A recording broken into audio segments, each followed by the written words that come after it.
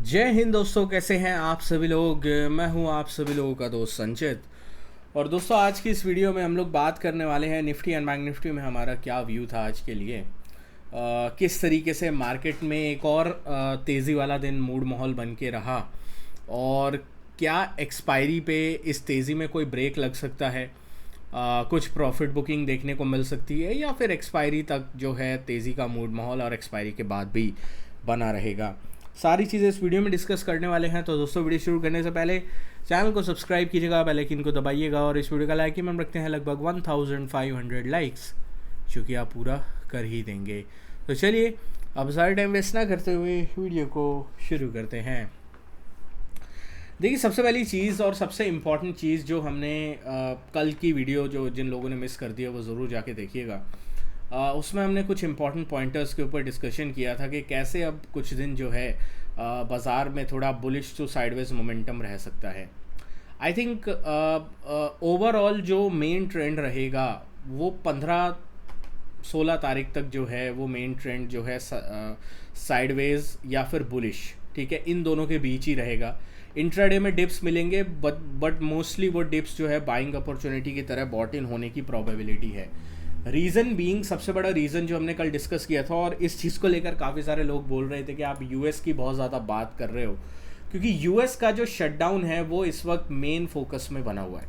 अगर आप इस वक्त ग्लोबल मार्केट्स देखते हो तो ग्लोबल मार्केट्स में अपार्ट फ्रॉम जापान, जहाँ पे उनके जो नए पीएम हैं, फर्स्ट फीमेल प्राइम मिनिस्टर जो है वहाँ पे बनी है उनकी हिस्ट्री में, और कुछ बोल्ड स्टेप उन्होंने लिए हैं, स्पेशली टैक्स को लेकर, जो उन्होंने एक 10% टैक्स रेट जो है सेट करने की वहाँ पे बातें चल रही हैं।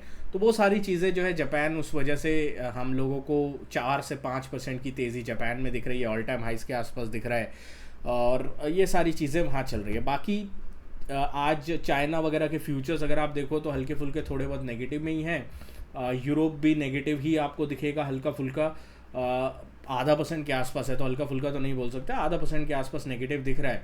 तो ओवरऑल यही सिचुएशन अभी चल रही है। फ्रांस ज़्यादा नेगेटिव है, क्योंकि वहाँ पे जो सरकार है वहाँ पे उथल पुथल मची हुई है। अभी वहाँ के आई थिंक प्रेसिडेंट ने या प्राइम मिनिस्टर ने एक ने इस्तीफ़ा दिया है, अगर मैं सही से मैंने खबर देखी थी तो इस वजह से फ्रांस में ज़्यादा दिक्कत है। बाकी ग्लोबल मार्केट्स में अच्छी चीज़ चल रही है। अब कल हमने इस पूरी सिचुएशन को समझा था। डेटा ख़राब नहीं आएगा, ख़राब डेटा नहीं आएगा तो इकोनॉमी प्रेशर के ऊपर जो है बाज़ार रिएक्ट नहीं करेगा। जब फेड का रेट कट पास आने वाला होगा तब ट्रंप जो है वो गवर्नमेंट का शटडाउन हटा देगा।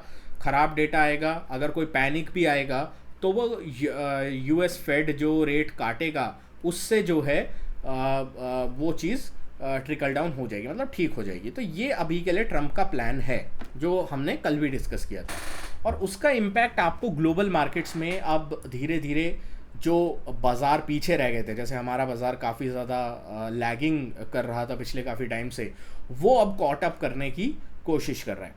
तो अभी के लिए जैसा आज भी हम लोगों ने देखा, 24,940 का लेवल जैसे ही इसने ब्रेकआउट किया, 25,030-40 के आसपास गया, 25,030-40 ब्रेकआउट किया, 25,090 की जो रेड लाइन है यहाँ तक गया, और 25,090 अगर कल के दिन ब्रेकआउट करता है तो 25,140 और 25,280 की जगह डेफिनेटली दिखाई देती है। तो ये अभी के लिए पूरी पिक्चर हमारे सामने है, ठीक है।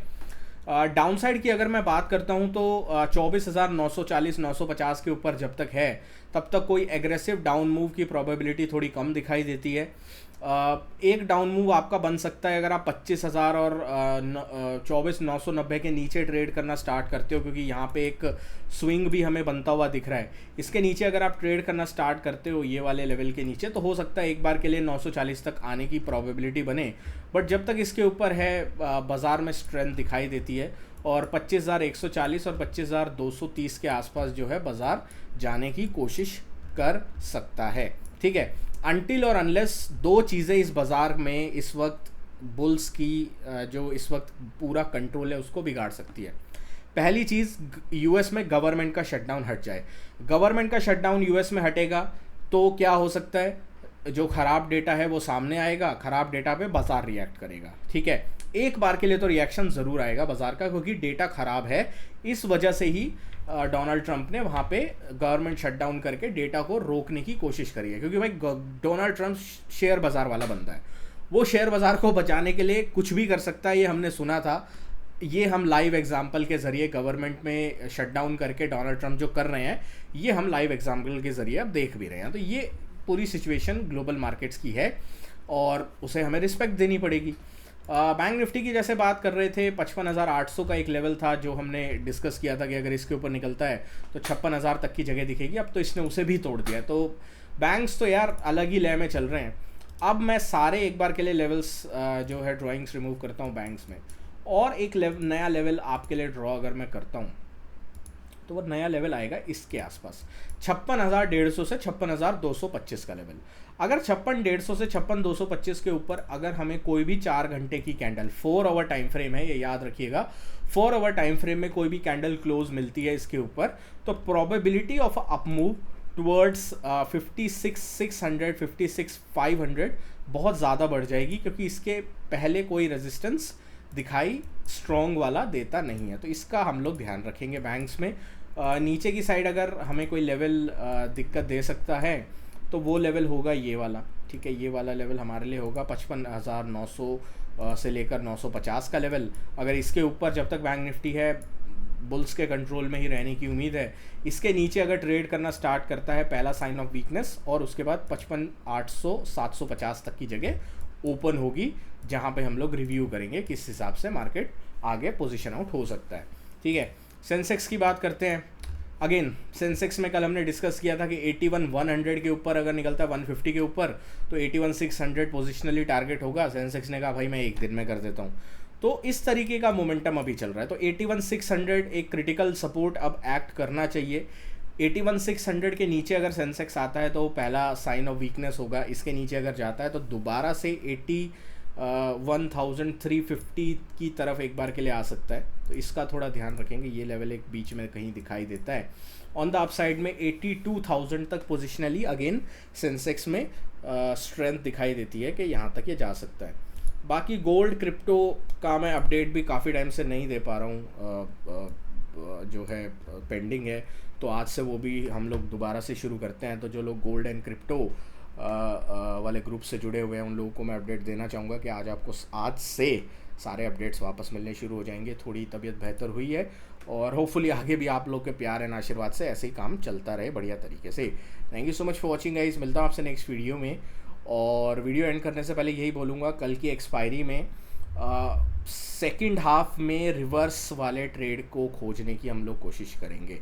ठीक है, रिवर्स वाला ट्रेड क्या हो गया, अगर बाज़ार नीचे की साइड सपोर्ट्स के आसपास होगा तो वहाँ पे हम लोग थोड़ा एक रिवर्सल प्ले करने की कोशिश करेंगे ऊपर की साइड का। अगर हायर एंड पे रेजिस्टेंस के आसपास होगा तो वहाँ पे मैं रिवर्सल प्ले करने की कोशिश करूँगा, एक थोड़ा करेक्शन का। अगर 25,150 से 200 की रेंज में कहीं बाज़ार दिखाई देता है तो थोड़ा इस बात का कॉशियन होकर चलना, क्योंकि इंडिया विक्स तो आपको 10 के आसपास दिख रहा है, बट जो हम लोगों को पुट कॉल रेशियो है वो 1.5 है, जो कि थोड़ा ऑन द ओवरबॉट साइड है। तो अगर कल गैप अप होकर 150-200 के आसपास ही ये कहीं खुलता है, तब जो है डेफिनेटली वहाँ पे एक बार के लिए थोड़ा करेक्शन आ सकता है। सिर्फ एक वही फियर बुल्स के माइंड में होना चाहिए। Thank you so much for watching guys. जय हिंद, वंदे मातरम।